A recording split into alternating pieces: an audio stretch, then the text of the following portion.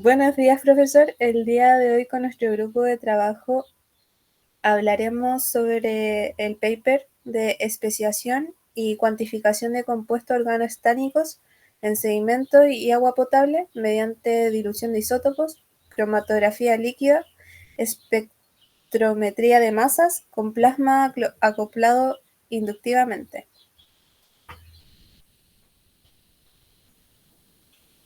La razón por la cual es importante medir estaño en sedimentos y en agua es porque los compuestos organoestánicos son compuestos químicos que están formados por el estaño unido a sustituyentes de carbono, como el que se ve en la imagen. Estos componentes son altamente contaminantes y es importante medir y llevar un registro de la cantidad de esto para controlar los ecosistemas acuáticos. Este estudio se centra en el desarrollo de un método analítico optimizado para la separación y cuantificación de esta especie. La técnica propuesta es mediante cromatografía líquida acoplada a espectrometría de masa con plasma acoplado. Esta alternativa se considera que es mucho más eficiente a las técnicas tradicionales. Los compuestos que son analizados está el monobutilestaño, que es MBT, dibutilestaño, DBT, tributilestaño, DBT, el monofenicastaño, que es MPHT, difenilestaño, DPHT, y trifenil de castaño, que es el TPHT. La matriz utilizada provenía de muestras ambientales como agua y sedimento. La técnica utilizada es una alternativa viable en comparación a otras. Antes se utilizaba la de gases, que estaba acoplada a espectrometría de masas. Esta técnica elimina la necesidad de la derivatización de la muestra, es decir, que tiene un paso menos en la que se usaba tradicionalmente. Además, se destaca que la dilución isotópica como un método superior para la cuantificación, la cual nos va a ayudar a mejorar los límites de detección y mejorar la exactitud en comparación a los métodos de calibración externa. Este método se basa en la adición de un isótopo estable marcado del elemento que se va a desear analizar. Luego se mide la proporción entre el isótopo natural del elemento presente en la muestra y del isótopo añadido, que puede ser isótopo traza o estándar. Esta técnica es muy precisa y se utiliza en análisis de traza y estudios cuantitativos.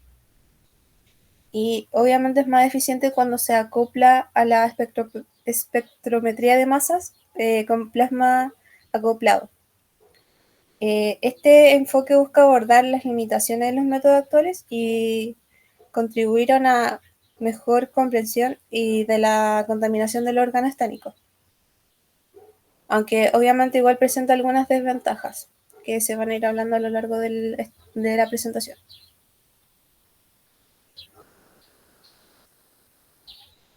Para empezar con la metodología, en la tabla número 1 se puede visualizar que utilizaron una mezcla estándar de monobutilestaño, dibutilestaño y tributilestaño, la cual fue enriquecida con el isótopo estaño 119 y de esta manera para poder permitir su cuantificación mediante el ICP, que viene siendo el detector. Y también utilizaron otro material de referencia que se llama PAX2, que se puede visualizar que presenta tanto dibutilestaño y tributilestaño. O también puede existir el caso de que el monobutilestaño estuviera por debajo del límite de cuantificación.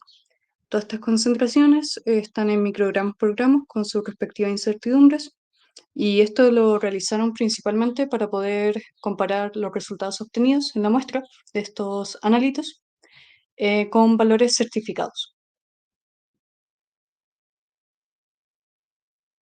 Como se mencionó anteriormente, se realizó una cromatografía líquida que estaba acoplado a espectrometría de masas, acoplado a plasma inductivamente, y se puede visualizar en esta tabla las condiciones experimentales, tanto del equipo y principalmente de la columna, ya que la columna utilizada en este caso es Sorbac XDB Eclipse 68. Es una columna de reparto de fase reversa que presenta una longitud de 50 milímetros por 2,1 milímetros de diámetro y 1,8 micrómetros de tamaño de la partícula de la fase estacionaria. Y también utilizaron dos fases móviles, como se puede visualizar, una fase móvil A que presenta cuatro componentes en sí, pero mayoritariamente y en realidad es un 94% de agua, por lo tanto tiene una polaridad bastante alta, en comparación con la fase móvil B que está compuesta de 100% de acetonitrilo. Y también se pueden visualizar las condiciones para el detector ICP-MS.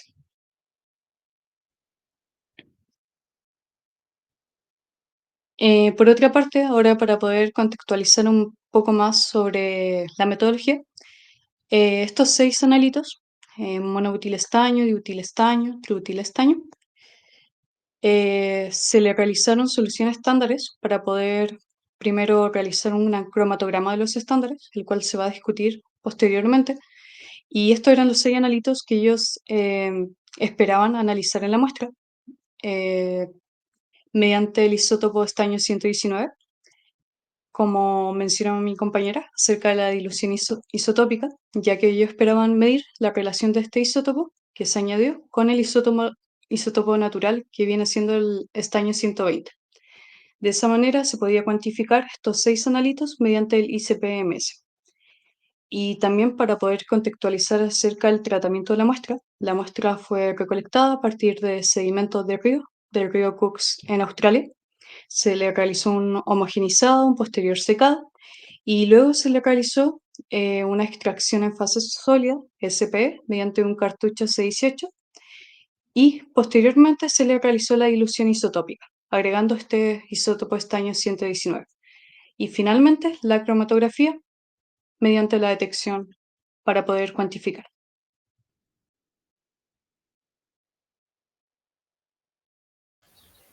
Aquí se puede observar el cromatograma obtenido.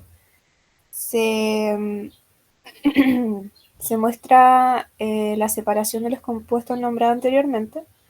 En el eje X se presenta el tiempo de retención en minutos, mientras que en el eje Y se muestra la intensidad de las señales, lo que se asocia a la cantidad de cada compuesto detectado. Cabe destacar que la altura y el área de cada pic son proporcionales a la concentración de estos compuestos y por lo tanto se asume que los pics más altos y más anchos indican como mayores concentraciones, pero casi todos están como en igual concentración y es muy poca la diferencia en temas de ancho.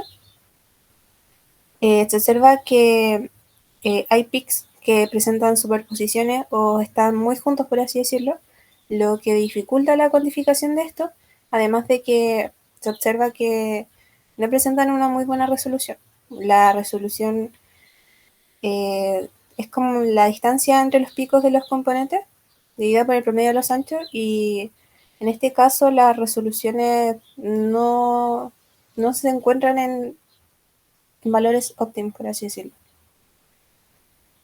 También se observa la selectividad, que para algunos compuestos está bien dentro de los rangos y para otros no es muy favorable. También se ve lo que es el factor de capacidad, que mide la retención de un soluto dentro de la columna y también asociado a la fase móvil. Y bueno, los valores son muy variables. Son variables porque obviamente van a depender del tiempo de retención que estén dentro de la columna. También se observa la eficacia o el N, que es la capacidad de la columna en separar los analitos, y también se relaciona con el número de los platos teóricos con el que ocurre la separación, y la altura del plato teórico, que representa la altura de la columna que se requiere para alcanzar una separación equivalente. Un valor pequeño de H o de la altura del plato teórico indica una mayor eficacia de la columna, ya que esto significa que se quieren menos metros de columna o menos altura de columna para lograr el mismo grado de separación. Nosotros, como propuesta física, proponemos adentro de lo que visualizamos mediante cálculos y más, lo más razonable en base a las características de la columna en la fase estacionaria fue el hecho de aumentar el largo de la columna. Esto en base a que aumentando el largo de la columna íbamos a provocar el no variar el h, quiere decir la altura del plato teórico, por ende solo variamos el número de platos teóricos y por ende también al aumentar la columna aumentamos la resolución. Si bien también eh, aumentamos el tiempo de análisis, eso se va a discutir más adelante ya como conclusión en base a todos los cálculos que sacamos. Y aquí tenemos que nos centramos específicamente en el par 3.4, que es el par que tenía una peor resolución, que presentaba una resolución de 0,86. O sea, esto nos dice que igual tiene un bastante solapamiento.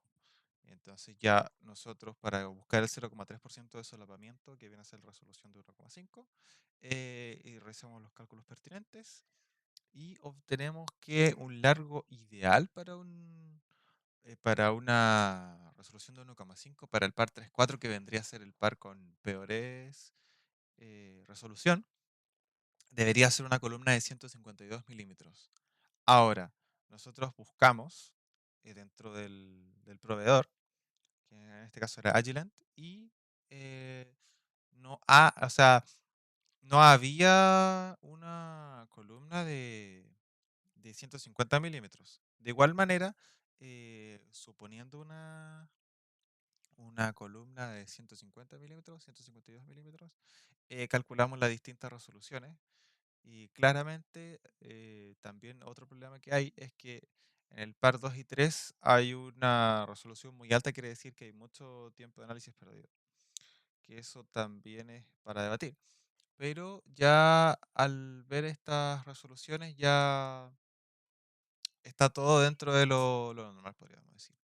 Ahora, como al revisar en el proveedor encontramos una columna de solo 100 milímetros para la fase estacionaria y para el tipo de diámetro de partícula, de diámetro de ancho interior de la columna, encontramos que la máxima era de 100 milímetros. Por ende, decidimos y creímos pertinente calcular estas resoluciones para un ancho o sea, para un largo de columna de 100 milímetros, donde el par 3.4 aumentó a 1,22. Si bien no llegamos muy cerca de 1,5, es una mejora que consideramos bastante buena, considerando que la resolución era de 0,86. Ahora, ¿qué otros parámetros físicos podríamos haber alterado? Claramente una buena opción era alterar la difusión longitudinal, porque así hubiésemos mejorado mucho más sin alterar los parámetros o los tiempos de análisis. Ahora, ¿qué pasaba con la difusión longitudinal? Que para eso deberíamos de haber disminuido el tamaño de partícula. Y para la columna que estábamos utilizando, o que utilizaron ellos en el paper más que nada, ellos utilizaban un 1,8 micrómetros de diámetro de partícula. Y al revisar, no hay una columna de diámetro de partícula más pequeño que la que ya usaron. Por ende, no podíamos barajar esa opción. Y ahora, el flujo. Ellos trabajaron con un flujo de 0,5 milímetros partido minuto. Y claro, al revisar bien en lo que vienen a ser los documentos indicados por el fabricante, tanto para la fase estacionaria como la columna en sí, hay unas pérdidas de eficacia para flujos menores a 0,8 milímetros eh, mililitros partido en minuto. Para esta misma columna de 2,1 milímetros de diámetro interior de columna. Entonces nosotros dijimos y planteamos que disminuir el flujo iba a suponer mayores problemas de eficacia que no podemos calcular teóricamente con lo que ya sabemos. Por ende, decidimos no tampoco barajar esta opción de cambio de flujo y considerando que aumentar el flujo empeoraría más la resolución para obtener un tiempo de análisis menor.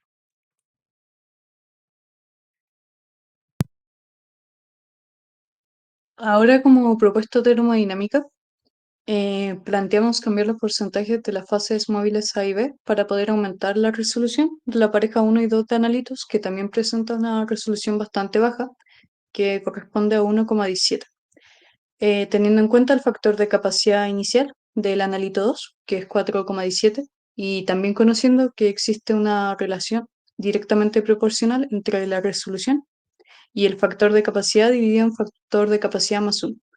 Entonces, mediante una regla de 3 y esperando que esta resolución aumentara a una resolución óptima de 1,5, se obtiene x, que mediante esta ecuación y despeje se va a obtener finalmente el factor de capacidad final del analito 2, que corresponde a 4,26. Se puede visualizar entonces que se le estaría aumentando el tiempo de retención del analito 2 para poder aumentar esta resolución a 1,5. Y también teniendo en cuenta que esta es una propuesta que estaría afectando en realidad al factor de capacidad, el tiempo muerto se va a mantener constante, por lo tanto también se puede despejar y obtener el nuevo tiempo de retención final para el analito 2, que corresponde a 1,6 minutos. Entonces, teniendo en cuenta esto, se tiene en cuenta el tiempo muerto de 0,3 minutos y también las polaridades. En este caso, la polaridad del agua, que corresponde a 10,2, que vendría siendo la polaridad de la fase móvil A, ya que estaba compuesta de 94% de agua, y la polaridad de la fase móvil B, que es acetonitrilo, por lo tanto corresponde a 5,8. Y como ahora le estamos aumentando el tiempo de retención del analito 2 de 1,55 minutos a 1,6 minutos, se tiene que calcular el factor de capacidad inicial y un factor de capacidad 2 o final. Y también mediante esta ecuación que relaciona los factores de capacidad inicial y final con las polaridades en la condición inicial, que también se calcula, que en este caso corresponde a 7,78, teniendo en cuenta que ellos utilizaron 45% de la fase móvil A y 55% de la fase móvil B. Entonces, aplicando el logaritmo, se puede despejar la polaridad en la condición final, que en este caso dio 7,82, por lo tanto se está aumentando el tiempo, o sea, se está aumentando la polaridad de la fase móvil. Puede ser ligero, pero este aumento ligero aún logra aumentar la resolución de esta pareja de analitos que presenta una resolución baja en comparación con la óptica. Entonces, por último, se hizo un sistema de ecuaciones para poder calcular qué porcentajes ahora se deberían tener de la fase móvil A y B para poder obtener esta resolución. Entonces, mediante este sistema de ecuaciones se despejó la fracción de acetonitrilo, que ahora corresponde a 0,54, que vendría siendo un 54% de la fase móvil B, y una fracción del agua, que en este caso corresponde a 0,46. Por lo tanto, sería un 46% de la fase móvil A. Aunque sea un aumento muy ligero, un cambio en 1%, permitiría aumentar la resolución de esta pareja de anhelitos que también presenta una mala resolución.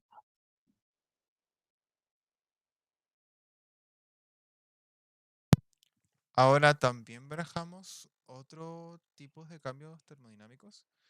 El que más se nos puede venir rápido a la mente es ¿y por qué no alterar el pH?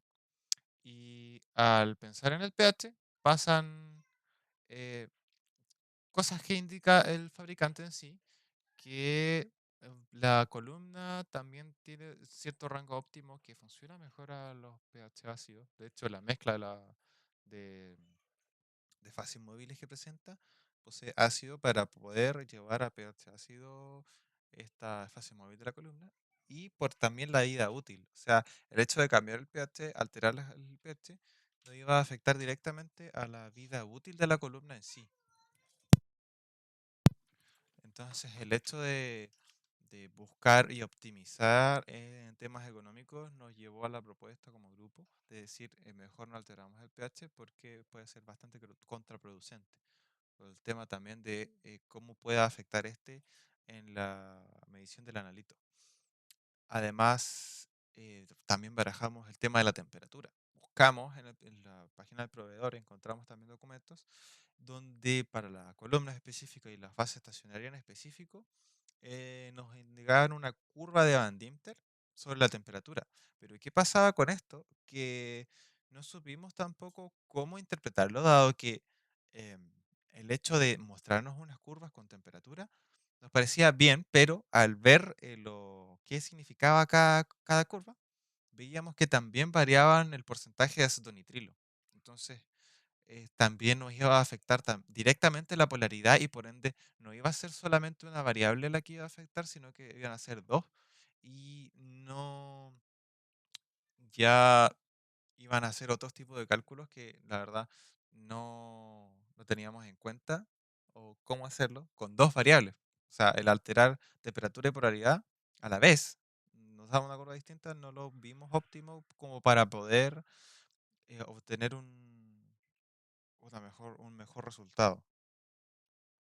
Ahora, como conclusión, si bien ellos comparan que la cromatografía líquida es mejor a los experimentos o los métodos propuestos en la actualidad a la que se hizo el paper, eh, por tiempos de análisis y por costo, dado que, por ejemplo, la cromatografía gaseosa tiene el proceso de derivatización, ellos primorían su tiempo de análisis, pero ven unas malas resoluciones.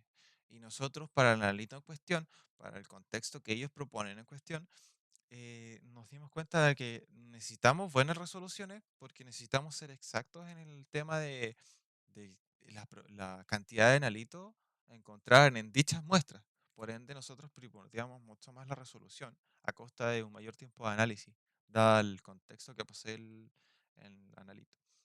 Entonces, por esto también nosotros que proponemos principalmente los cambios en la longitud y los cambios en la composición de la fase móvil, dado que fueron los que a nivel de cálculos nos dieron mejores resultados y a nivel de información tanto de fabricante como del paper en sí, nos parecieron los resultados más óptimos para mejorar el solapamiento.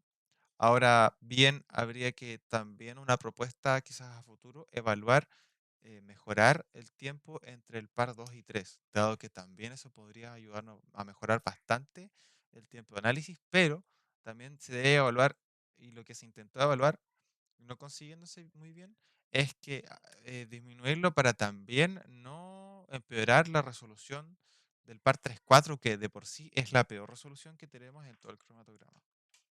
Y aquí ya podemos encontrar un poco de las referencias que nos basamos todos, que son básicamente en gran parte sobre el fabricante de la columna y de los equipos que ellos utilizaron durante todo el estudio.